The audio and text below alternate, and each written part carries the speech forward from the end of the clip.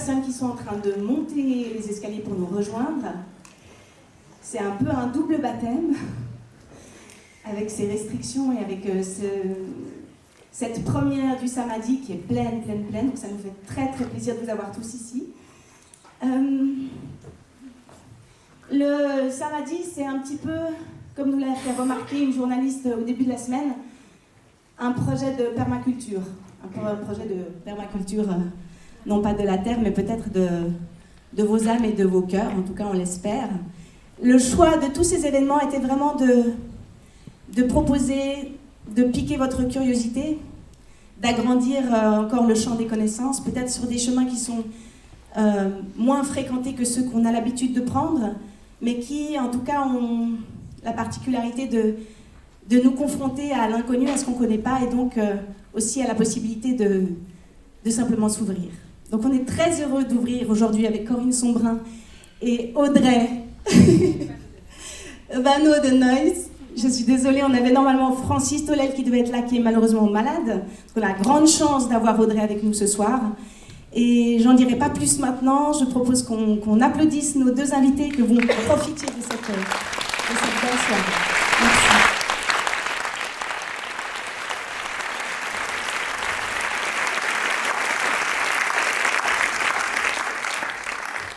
Toi aussi.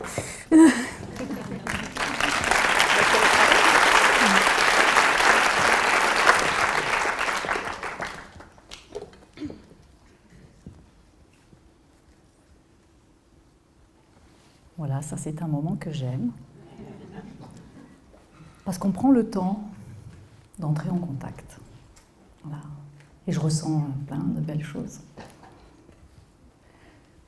La première fois que je suis allée en Mongolie, en 2001, lors de ce reportage pour la BBC, ce qui m'a le plus étonnée, c'est la façon dont les chamans et les Mongols en général vivaient l'invisible. Et chaque fois qu'ils devaient prendre une décision, ils disaient nous, on demande aux esprits. Et ils sont où, ces esprits? Là, autour de nous. Et c'est vrai que pour moi, c'était difficile à entendre. Et à quoi ça sert, les esprits? Eh bien, quand on prend une décision pour la communauté, le chaman joue du tambour, il entre en transe et il va demander aux esprits, poser une question aux esprits à laquelle notre communauté ne sait pas répondre. Et les esprits donnent une réponse qui va aider la communauté à prendre des décisions, à savoir si le troupeau va bien se porter et en fait, pour arriver à vivre en harmonie avec son environnement. Bon, soit. Et donc j'ai assisté à cette première cérémonie. Donc là-bas, le chaman entre en transe avec un tambour. Voilà, vous voyez un petit peu la taille du tambour. Et il a un costume sur lequel il y a des rubans blancs. Et justement, là sont écrites les questions de chacun des participants qu'ils ont envie de poser aux esprits. Et ils ont le souhait d'avoir une réponse. Alors en Mongolie, c'est seul le chaman est en transe. Les gens qui sont autour ne sont pas en transe. Simplement, ils attendent que le chaman fasse son rituel et demande aux esprits. Il pose les questions aux esprits avec lesquels il va, à la fin de la cérémonie, s'il a eu une réponse, donner la réponse aux participants.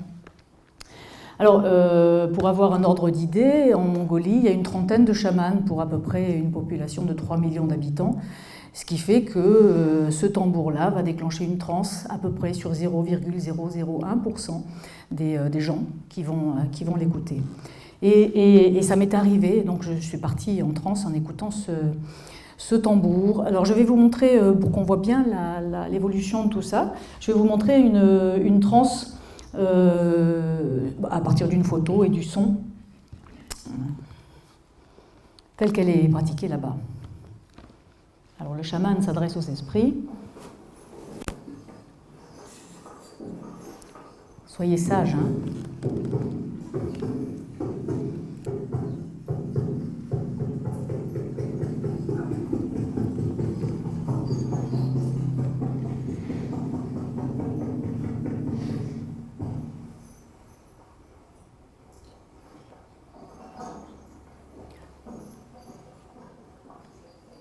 Ça, c'est le poil au milieu du tipi. C'est un tipi qu'utilisent les tsatanes en Mongolie.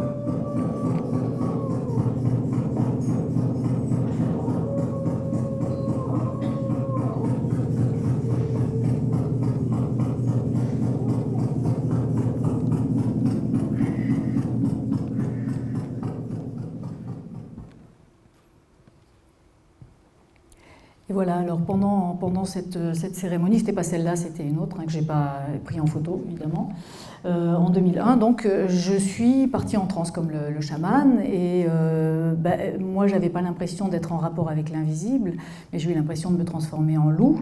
Les chamans vous disent que le loup m'a parlé au travers de cette sensation de possession, et bien sûr, j'en avais aucune idée et aucune expérience. Donc, à partir de cette expérience, ils m'ont dit que j'étais chamane et que je devais moi je dis subir, mais bon, faire cette formation qui durait 3 ans à l'époque et à laquelle j'ai refusé de la faire, bien sûr, mais bref, pour des raisons que je ne vais pas développer ici parce qu'il y a plein de choses à dire, j'y suis allée, mais la principale raison c'était le deuil, évidemment, j'avais perdu la personne avec qui je vivais, c'était un deuil très difficile, et donc ils ont commencé à dire que les chamans pouvaient discuter avec les morts. Et je pense que c'est profondément ce qui m'a décidée à faire cette formation. Alors, je ne suis pas restée pendant 3 ans, mais j'y suis allée pendant 8 ans régulièrement, chaque année, de façon à m'entraîner à la transe et à comprendre, essayer de comprendre ce que c'était que ces états. Alors, après la première surprise, bien sûr, ce que j'ai trouvé intéressant dans les états de transe et qui m'a incité à vouloir comprendre de quoi il s'agissait et comment mon cerveau pouvait réagir de cette façon, c'est que ma perception de l'espace et du temps était complètement modifiée. Je ne ressentais pas la douleur et j'avais plus de force aussi que dans un état de conscience ordinaire, parce que vous avez vu le poids du tambour. Pendant la transe, je pouvais le porter pendant 3-4 heures sans aucun effort. Je me donnais bien sûr des coups de tambour au départ, j'avais des bleus, j'avais des tas de choses en sortant de la transe, mais pendant la transe, la perception de la douleur était vraiment diminuée. Une impression de dissociation dans la mesure où tout d'un coup vous faites des choses que votre corps se met à faire mais vous n'avez pas décidé de les faire, donc il y a ce phénomène qui fait qu'on reste conscient, le mental est toujours là, mais son corps se met à faire des choses qu'on a irrésistiblement envie de faire, quand même. Et les informations dont parlent les chamans, c'est-à-dire que vous posez des questions, mais moi je ne savais pas le faire du tout au début, mais petit à petit on apprend à maîtriser l'état de transe jusqu'à être capable de pouvoir poser des questions. Alors évidemment la question c'était pourquoi ? Comment se fait-il que ça m'arrive à moi déjà, et comment se fait-il que le son d'un tambour puisse modifier à ce point mon comportement ? Voilà, ça c'est quelque chose, j'avais 40 ans quand c'est arrivé, et dans ma culture à moi, on ne m'avait jamais dit que ça pouvait arriver, qu'un son de tambour pouvait modifier comme ça mon comportement. Donc là-bas, ils disaient que j'étais chamane, mais en Occident, vous imaginez ce qu'ils disaient. Donc évidemment, le premier médecin que je suis allée voir, il m'a envoyé chez le psychiatre.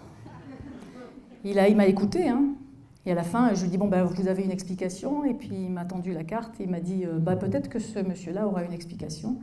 Et en fait, c'était la carte d'un psychiatre. Donc j'étais un peu en colère. Alors, je n'ai pas arrêté là, parce que vraiment, je commençais à trouver que cet état, il était vraiment intéressant, et je voulais comprendre. Donc, j'ai cherché des chercheurs qui seraient intéressés à ce phénomène, et j'ai pu entrer en contact avec le docteur Pierre Éthévenon, qui lui est un spécialiste de la méditation, qui était directeur de recherche à l'INSERM, qui avait travaillé à Princeton, et qui est un des premiers dans les années 70 à avoir dit que la méditation modifiait probablement le comportement du cerveau. Donc on sait que l'évolution de l'imagerie cérébrale lui a donné raison, mais à l'époque, il a été très contesté. Et donc j'ai fait une démonstration devant Pierre Éthévenon. Voilà, ça c'était mon costume en tambour, c'est moi dessous là. Alors évidemment avec Pierre j'avais pas le costume parce qu'il n'était pas indispensable pour moi à l'accès à la transe. En revanche j'avais le tambour et j'ai fait une démonstration devant Pierre et qui a trouvé ça très intéressant et qui m'a dit on ne peut pas te mettre dans un laboratoire de recherche avec des électrodes sur la tête si tu as le tambour. Parce qu'on n'a pas le droit de bouger, sinon ça fait ce qu'on appelle les artefacts musculaires, c'est-à-dire qu'on voit sur le tracé EEG l'activité du muscle plutôt que l'activité liée à l'activité du cerveau concernant cet état. Donc il m'a dit, il n'y a pas 36 solutions, il va falloir, 1, se passer du tambour, et 2, arriver à maîtriser un peu plus la transe pour moins bouger, parce que c'est vrai que je ressemblais plus à Zébulon qu'à un grand méditant. Hein. Et oui, il m'a dit, avec les méditants c'est facile, ils ne bougent pas. Mais donc évidemment, à cette époque, on ne savait pas du tout s'il était possible d'induire la transe par la seule volonté, parce que ça voulait dire sans tambour, je n'avais pas le droit à un instrument. Donc je me suis entraînée, alors on va passer là-dessus. J'ai réussi finalement à induire la transe par la seule volonté, on en parlera plus tard, et à être apte donc à pouvoir faire des examens, avoir un EEG sur la tête. Donc c'était en 2007, la première expérience. C'était à Edmonton, au Canada, dans un hôpital psychiatrique. Et voilà.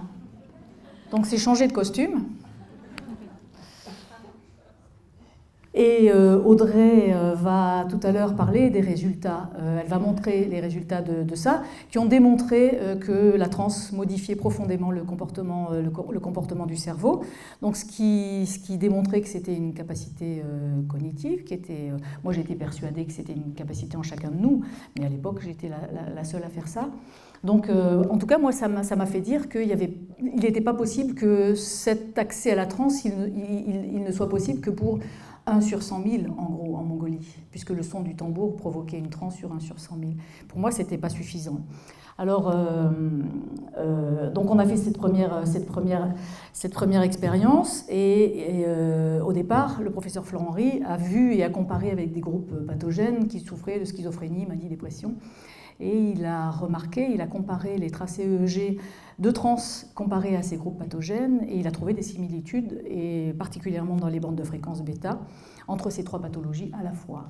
Donc évidemment, il a flippé, il a dit « Qu'est-ce qui me dit que tu vas revenir systématiquement de cet état, que tu ne vas pas rester bloqué dans cet état de transe qui, selon mes tracés et de ce que j'en connais aujourd'hui, me paraît franchement pathologique. » Voilà. En revanche, en dehors de la transe, mon cerveau était tout à fait normal.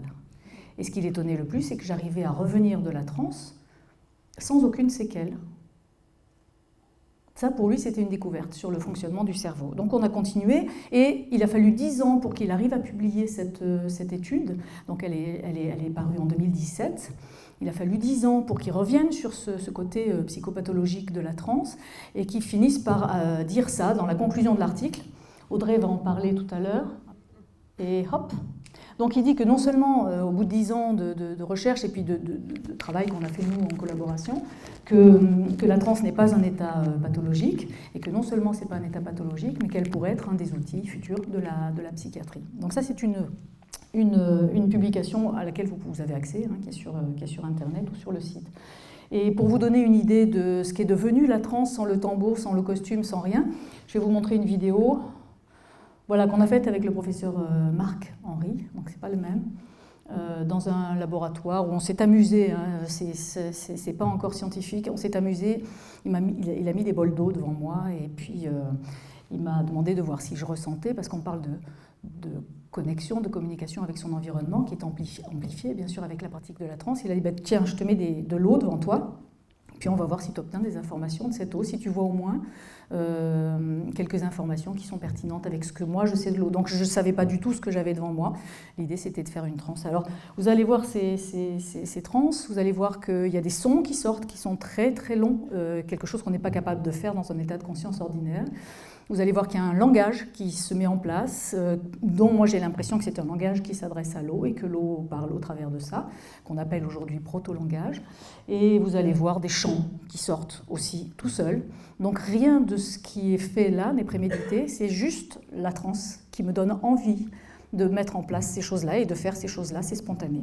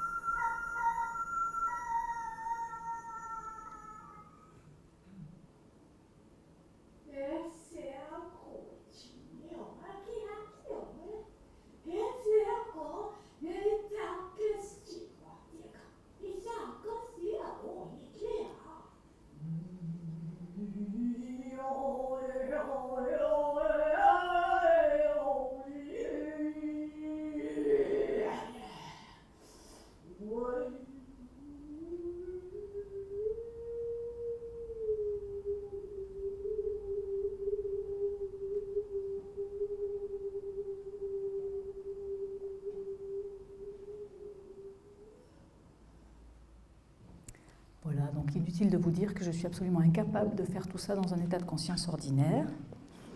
Donc c'est chouette d'avoir la transe pour faire des trucs que je ne sais pas que je sais faire. Voilà. Donc ça, on l'a vu. Hop, hop. Et voilà.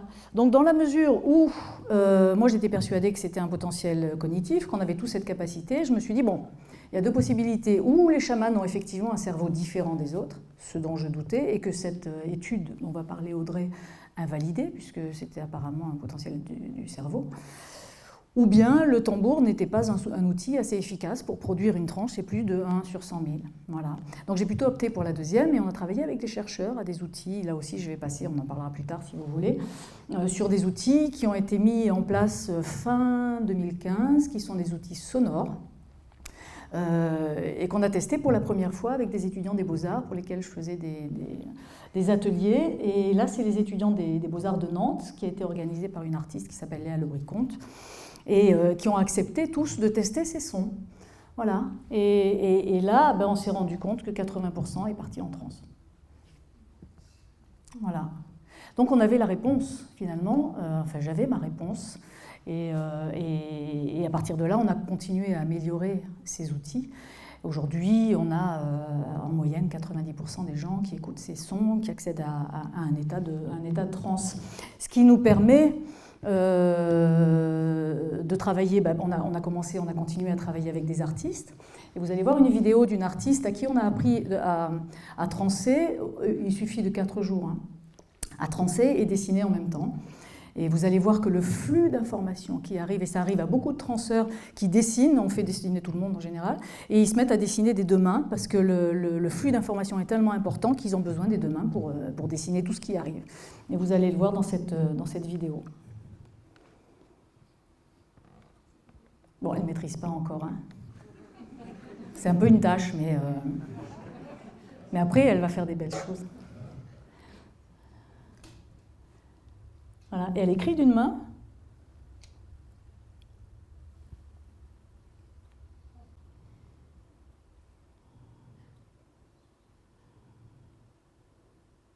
Alors petit à petit, ils arrivent à maîtriser les deux états.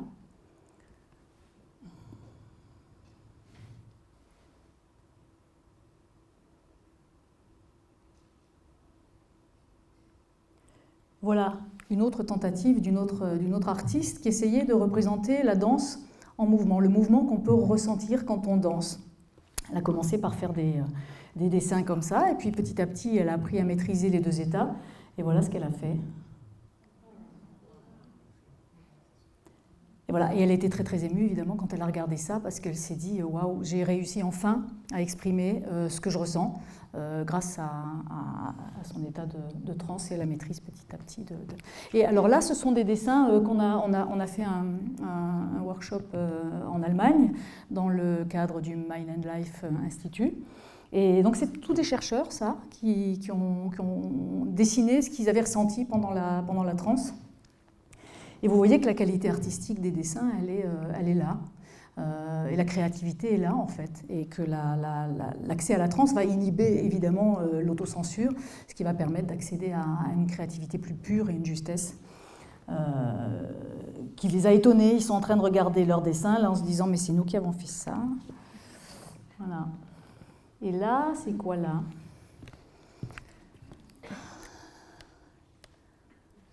Alors là, puisqu'on parle des artistes, et l'artiste dont je vous ai parlé, Léa Lebricomte, une expérience qu'on a faite à Verdun sur les champs de bataille, où elle m'a dit, écoute, elle travaille sur la mémoire des lieux de bataille, et elle m'a dit, écoute, on essaye, tu fais une transe dans différents lieux de Verdun, et puis on va voir ce qui se passe. Voilà. Et évidemment, on est là pour parler d'une meilleure connexion à notre environnement, d'une meilleure conscience de notre environnement. Et là, on voit à quel point, dans ces états-là, on arrive à être en relation avec cet environnement. Donc, je vais percevoir des choses à Verdun qui sont dans ce lieu-là. Hein. Ce n'était pas dans tous les lieux. Là, c'est de la douleur. Et vous allez voir à quel point mon visage exprime la douleur, les cris expriment la douleur. Et je sentais, moi, dans mon corps, qu'il fallait exprimer cette douleur qui n'avait pas été exprimée pour le lieu. Après, il y a une rencontre avec une présence que je sens derrière moi. Et vous allez la voir, c'est un peu un dessin animé. Hein. Vous allez voir à quel point cette interaction avec l'invisible, moi qui doutais de l'invisible, c'est l'arroseur arrosé, à quel point là, l'invisible devient présent.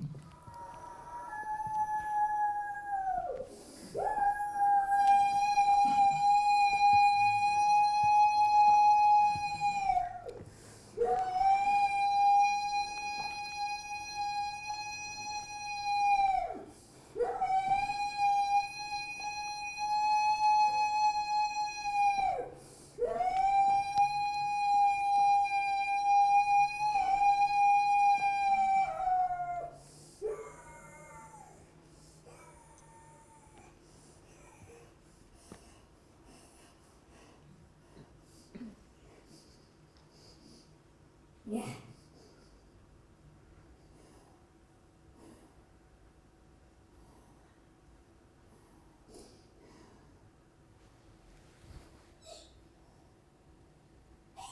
Et là, je ressentais qu'il fallait des oiseaux dans cet espace. Donc j'appelle des oiseaux.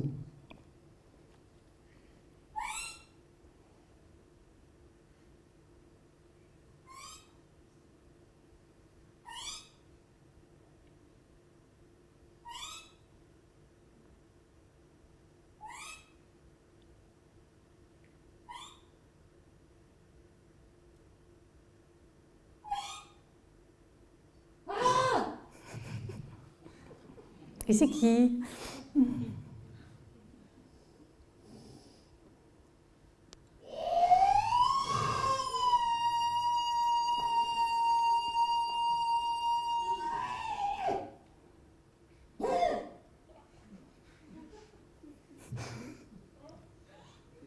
Bon.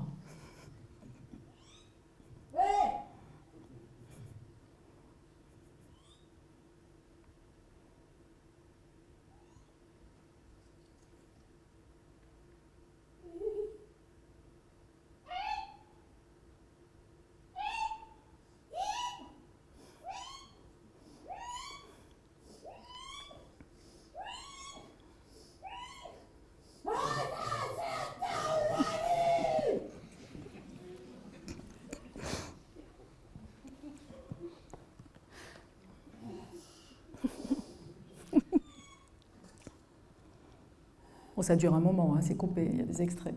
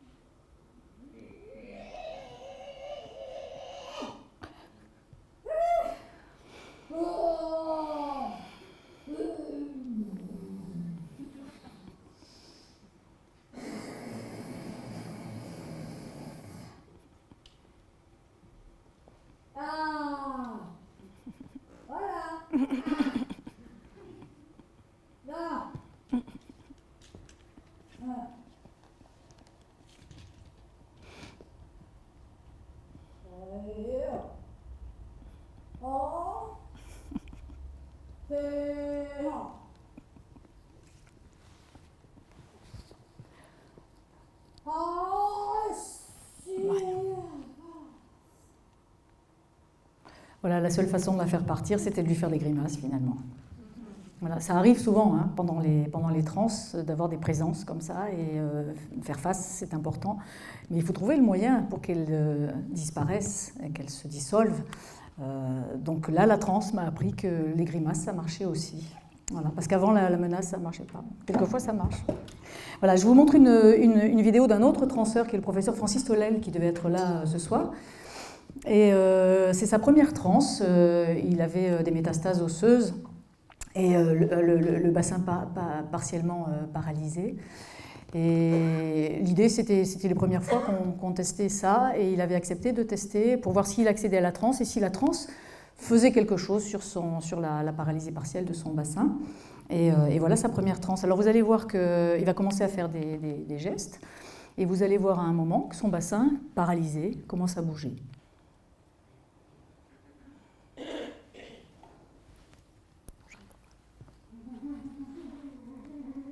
Vous voyez que ses jambes bougent, on a l'impression que ça fait n'importe quoi.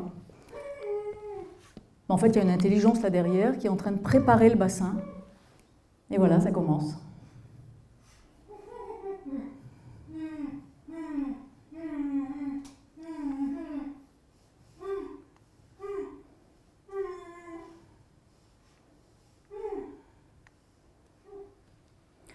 Voilà, donc voyant ça, ce qui se passait pendant la transe, qu'il n'était pas capable de faire en dehors de la transe. Quand il est sorti de la transe, le bassin était de nouveau paralysé.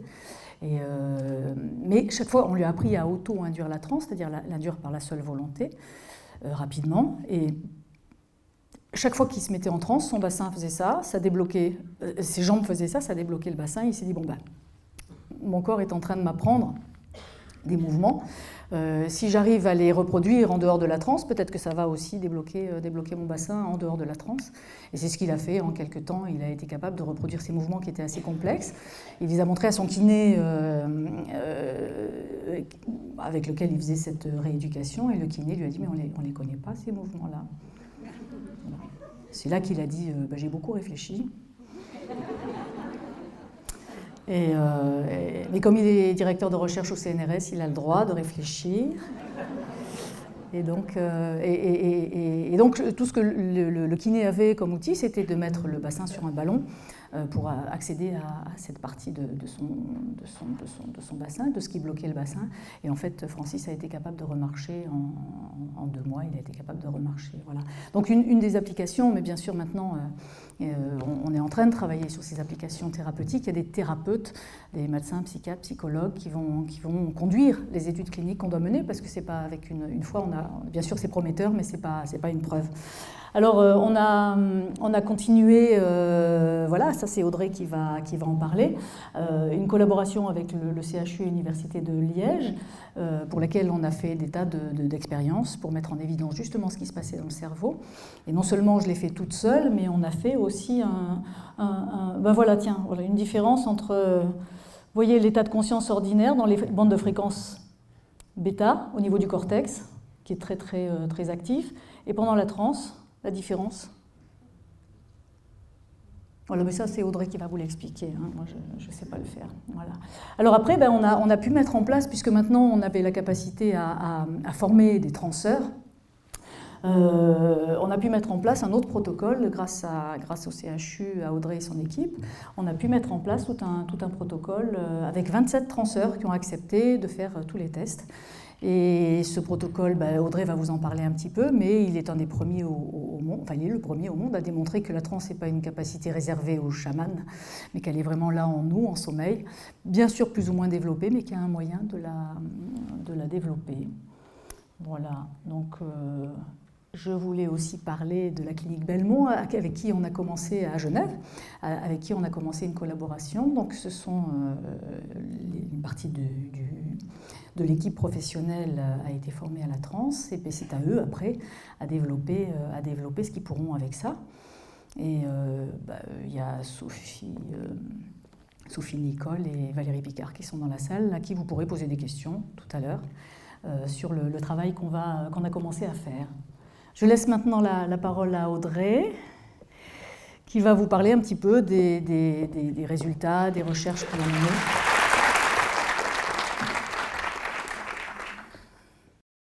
Merci Corinne.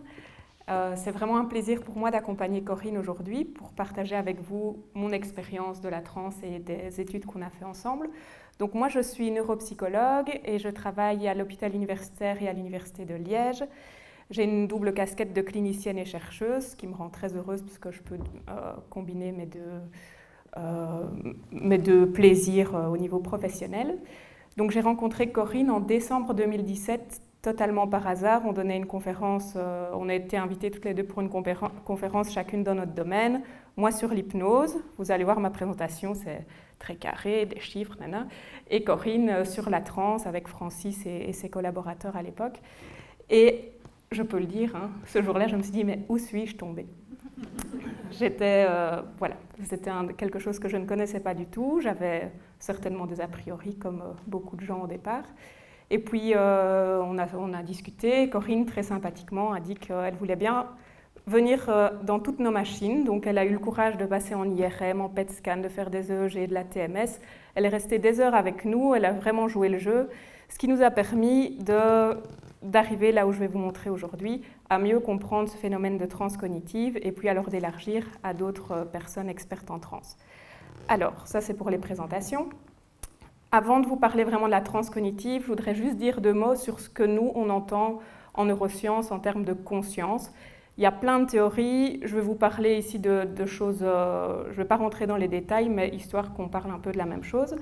Donc on considère, je change de main, on considère que la conscience a 2 composantes principales, l'éveil, donc c'est la fermeture, l'ouverture des yeux, et le contenu de la conscience.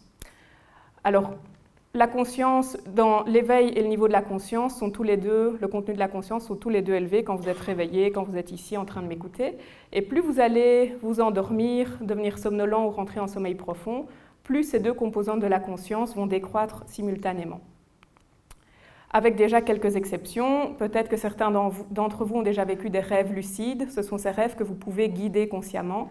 Donc là, on voit déjà une certaine dissociation entre éveil et contenu de la conscience. Et alors le sommeil paradoxal, où vous êtes en train de rêver, là, on voit également qu'il y a une certaine dissociation entre les deux, et ça se voit aussi au niveau de la neuroimagerie. Alors, la particularité des personnes qui n'ont plus du tout d'éveil, donc qui n'ouvrent pas du tout les yeux et plus du tout de conscience, ce sont les patients en coma ou sous anesthésie générale. Vous aurez beau les stimuler, leur faire mal, crier, ils n'auront aucune réactivité et n'ouvriront pas les yeux. Et on observe alors une dissociation chez les patients qu'on appelle maintenant syndrome d'éveil non répondant, mais que vous connaissez peut-être mieux sous le terme d'état végétatif. Là, ce sont des personnes qui vont ouvrir les yeux mais ne montrent aucun signe de conscience, et ces patients peuvent évoluer vers un état de conscience minimal. Donc là, à nouveau, le niveau d'éveil est récupéré et le niveau de la conscience est très faible mais est présent. C'est par exemple des patients qui vont vous suivre du regard quand vous passez dans la pièce. Puis, moi, je travaille, une de mes spécialités, c'est l'étude de l'hypnose. Et donc, on a étudié l'hypnose aussi en neuroimagerie. Et l'hypnose, ça se situe à peu près ici. Donc, il y a un certain niveau d'éveil. Subjectivement, parfois, les personnes disent qu'elles se sentent moins éveillées qu'en éveil normal. Mais le niveau de conscience, lui, est totalement présent, puisqu'en hypnose, vous êtes totalement conscient de ce que vous êtes en train de faire. La question est de savoir maintenant où peut-on situer la transcognitive par rapport à ce qu'on connaît jusque maintenant. Alors, pour la conscience au niveau du cerveau, globalement, on considère que la conscience, elle est logée dans un réseau qu'on appelle fronto-pariétal, que vous avez ici représenté en rouge, donc des régions plus frontales à l'avant de la tête, des régions plus médiales et à l'intérieur avec le précuneus qui se trouve ici à l'intérieur de votre cerveau, et des régions temporopariétales. Et pour être conscient, en gros, on dit que ces régions doivent être activées, mais aussi doivent être connectées, donc communiquer entre elles avec le thalamus.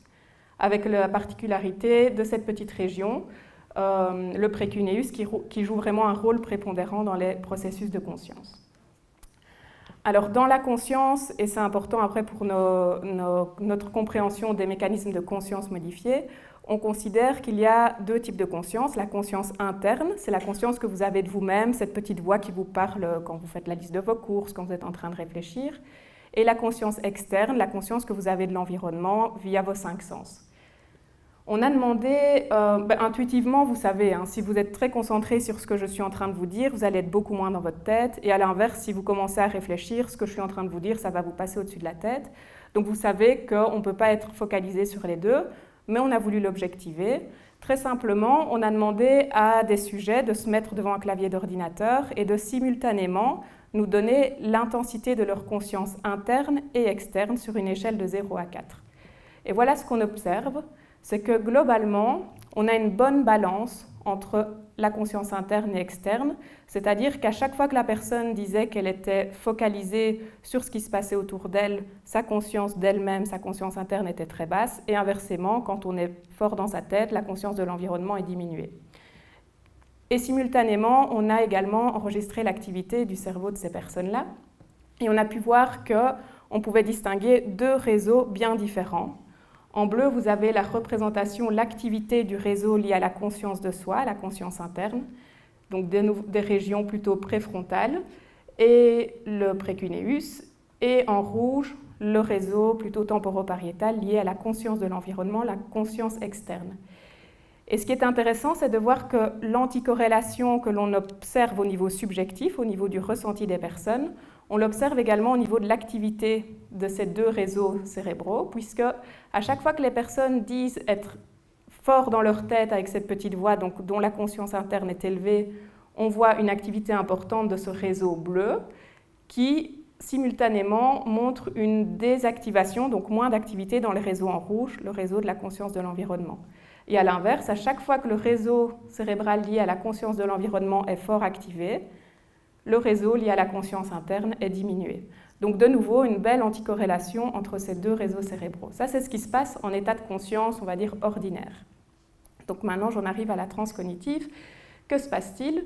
Donc ce sont des études que je mène conjointement avec Olivia Gossery, qui est aussi neuropsychologue à l'Université de Liège. Et on a commencé à travailler d'abord avec Corinne, avant d'élargir les sujets, les participants. Donc, la définition que l'on a donnée, ce n'est pas nous qui l'avons inventée, c'est dans les premiers articles auxquels Corinne a participé. Donc, de la transcognitive, c'est un état de conscience modifié volontaire et induit par la personne elle-même, qui est issu de la pratique traditionnelle chamanique, comme Corinne vous l'a expliqué. Et les caractéristiques principales, c'est une diminution de la conscience de l'environnement, une imagerie interne intense, des processus somatosensoriels modifiés et une modification de la perception de soi et de la perception du temps. Alors, au niveau cérébral, dans cette toute première étude dont Corinne vous a parlé tout à l'heure, réalisée avec le professeur Florent Ry, donc on a mesuré son activité cérébrale à l'aide d'EEG. Je vous ai mis ici une représentation des ondes, parce qu'on n'est pas tous forcément familiers avec les rythmes EEG. Donc ça, ce sont des ondes EEG dans un cerveau en état de conscience ordinaire. Donc vous avez des ondes très lentes, delta, qui sont souvent liées à des états de relaxation intense. Et puis plus on monte dans les rythmes, θ, alpha, bêta, ce sont des rythmes rapides qui souvent sont liés à des processus attentionnels ou à une concentration intense. Et dans cette première étude, vous voyez ici le cerveau de Corinne, son activité électrique quand elle est en état de transe cognitive et lorsqu'elle est en état de conscience ordinaire. Donc le message qui ressort particulièrement de cette analyse, vous voyez en rouge, plus c'est intense, plus c'est activé. Et on voit en fait une augmentation en rouge des rythmes bêta quand elle est en état de transe par rapport à l'état de conscience ordinaire. Son activité cérébrale a été comparée à 78 sujets contrôle, donc il y avait un bon groupe contrôle. Et ces rythmes bêta sont connus pour être impliqués dans des états d'attention très focalisés et de concentration très intense. Plus tard, donc quand même quelques années plus tard, puisque c'est plus une presse, c'est en 2019, donc Corinne est venue chez nous à Liège et on a enregistré l'activité de son cerveau avec cet EEG à haute densité, donc cette fois-ci 256 électrodes sur le crâne, et en même temps on a stimulé à l'aide de cet outil qui s'appelle de la stimulation magnétique transcrânienne. Donc en gros c'est un aimant, en fait c'est un aimant, ici vous le voyez, qu'on pose sur le scalp de la personne et on envoie des pulses électriques qui vont venir perturber les réponses cérébrales. On a fait ça à Corinne lorsqu'elle était en état de conscience ordinaire et lorsqu'elle était en état de transe cognitive, et on a stimulé différentes régions. On lui a demandé quel était son ressenti, son vécu subjectif, et on a aussi regardé comment son cerveau réagissait. Donc ici, vous avez sur ce graphique-ci, en rouge, la réponse de son cerveau au niveau frontal, donc plutôt à l'avant, lorsqu'elle était en transe, et en noir, lorsqu'elle est en état de conscience ordinaire.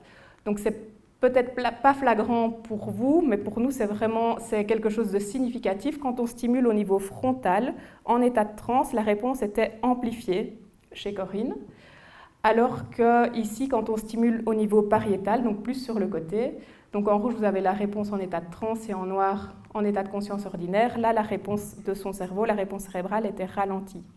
Et ces régions, frontales et pariétales, sont en fait des régions qui sont liées à la conscience de l'environnement et à la conscience de soi. Donc on voit ici, c'est uniquement chez Corinne, donc c'est un case report. On voit néanmoins que ces régions impliquées dans les différents types de conscience sont perturbées, ne répondent pas de la même manière lorsqu'on est en état de transe cognitive par rapport à un état de conscience normal. Donc il y a vraiment un fonctionnement du cerveau différent. Et plus récemment, donc l'année dernière, on a eu la chance d'avoir 27 courageux transeurs experts qui sont venus à Liège, qui ont participé à cette étude en électroencéphalographie et à qui on a donné toute une série de questionnaires. Et on leur a demandé, on a enregistré leur activité du cerveau dans plein de conditions, donc dans 5 conditions, en état de conscience ordinaire au repos, donc simplement les yeux fermés, détendus et vous pensez à n'importe quoi. En état de conscience ordinaire au repos, plus un bip sonore. Donc pourquoi on fait ça? Simplement pour voir comment le cerveau va réagir à des stimulations auditives et comment il va intégrer l'information. Puis on leur a demandé, maintenant, vous fermez les yeux, vous êtes détendus et vous imaginez une transe. Alors là, il faut quand même bien comprendre que pour eux, c'est un fameux exercice parce qu'ils ne pouvaient pas rentrer en transe, ils ne pouvaient que l'imaginer. Et ils y sont parvenus. Et puis enfin, deux autres conditions, en transe cognitive et en transe cognitive avec ce bip sonore pour pouvoir comparer à cette condition-là. Donc comme Corinne vous le disait, c'est un exercice aussi vraiment qui peut être difficile parce qu'on leur demandait d'être immobiles. Et comme vous avez vu sur les vidéos de Corinne, la transe, on aime bien bouger, on aime bien crier. Et on leur a demandé à eux de rester totalement immobiles pendant l'enregistrement. Je vais vous montrer un peu comment ça se passe, avec quand même la possibilité au départ de l'induire comme ils voulaient. comme ils voulaient, tout en sachant qu'ils étaient harnachés à cette machine ici. C'est l'ordinateur qui nous permet d'enregistrer le EEG. Donc ils avaient 1 mètre de liberté. Donc les mouvements étaient quand même bien limités. Et ils y sont parvenus. Je vais vous montrer à quoi ça ressemble la transe en labo chez nous. Donc il faut juste mettre du son, s'il vous plaît.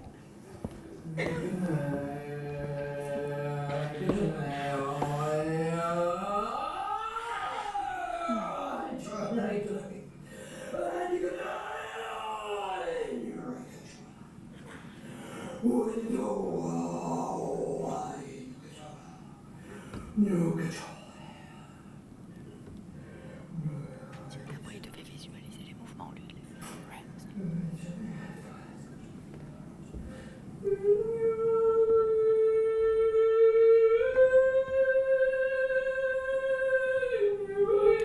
Donc là, elle est toujours en phase d'induction de la transe. On n'enregistre pas encore.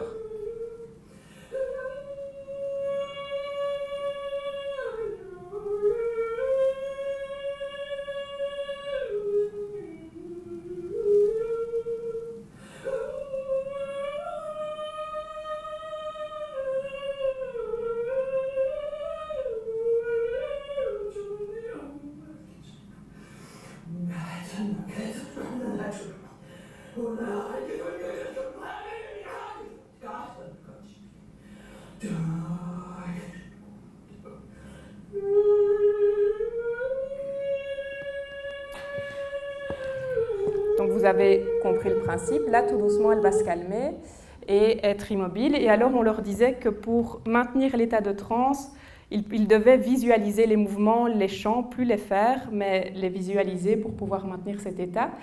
Parfois, on leur donnait comme consigne aussi, si vous avez besoin de relancer la transe, vous pouvez refaire des mouvements et des chants. Et nous, alors, sur les EEG, on s'est coupé les enregistrements là où on a trop d'artefacts.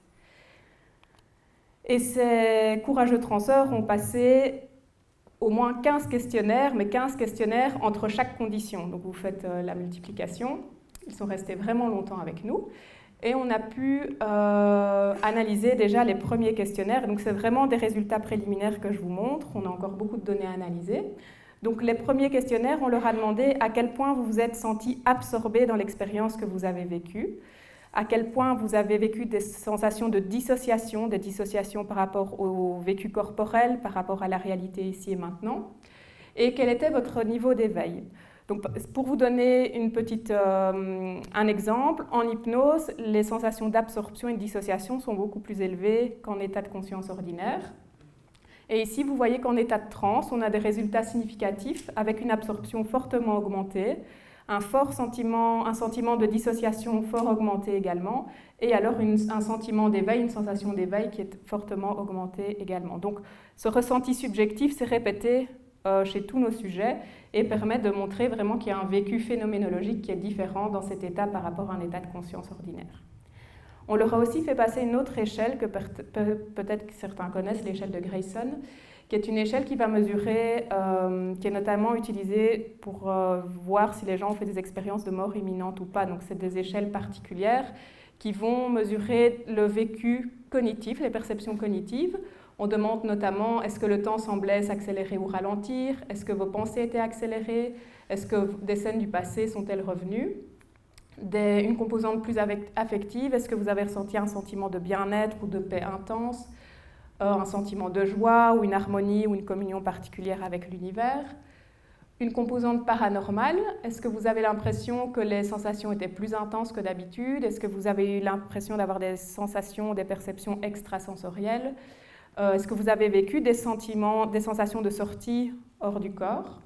Et enfin, une composante transcendantale, est-ce que vous avez l'impression de vous être connecté à un autre monde, rencontrer des présences ou des êtres mystiques ou des personnes défuntes?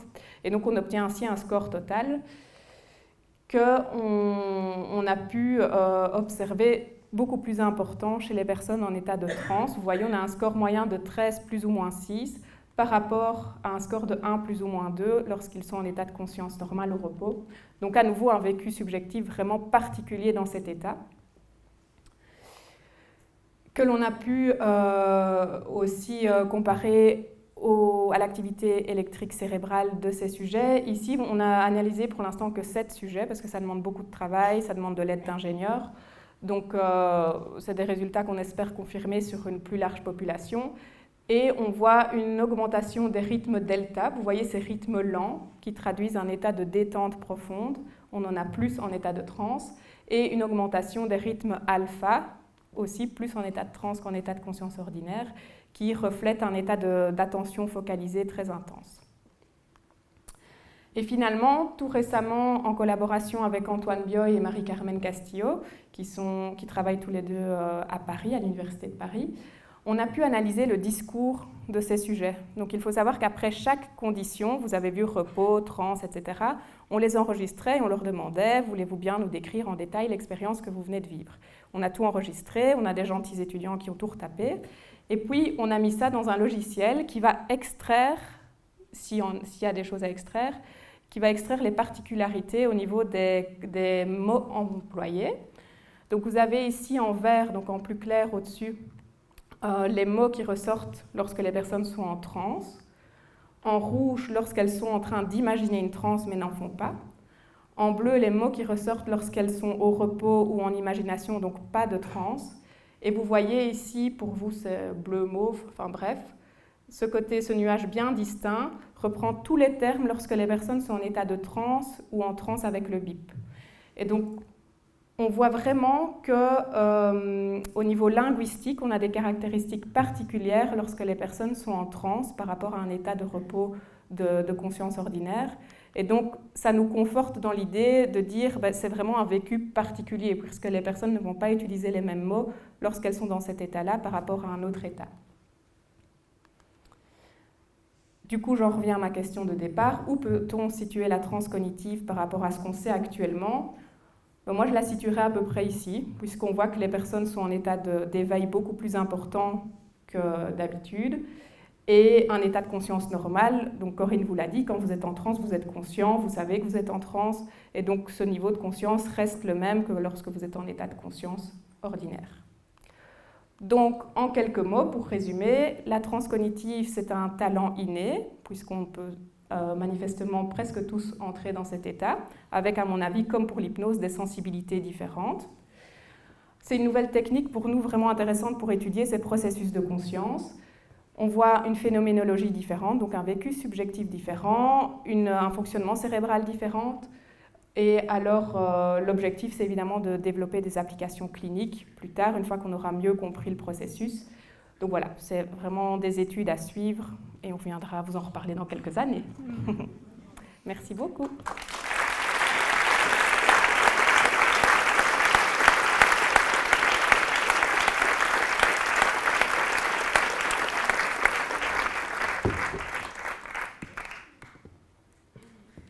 C'est évidemment un travail d'équipe. J'ai mis toutes les petites têtes de tout le monde, donc je ne fais pas toute seule ce travail. Merci infiniment d'être là. Je remercie aussi nos partenaires Institut des Pléiades qui participent ce soir et demain et dimanche, qui participent donc à ce que cet événement puisse avoir lieu. Et si vous aimez, parlez-en parce qu'on a vraiment besoin que la contamination se passe par rapport à cet événement. Merci.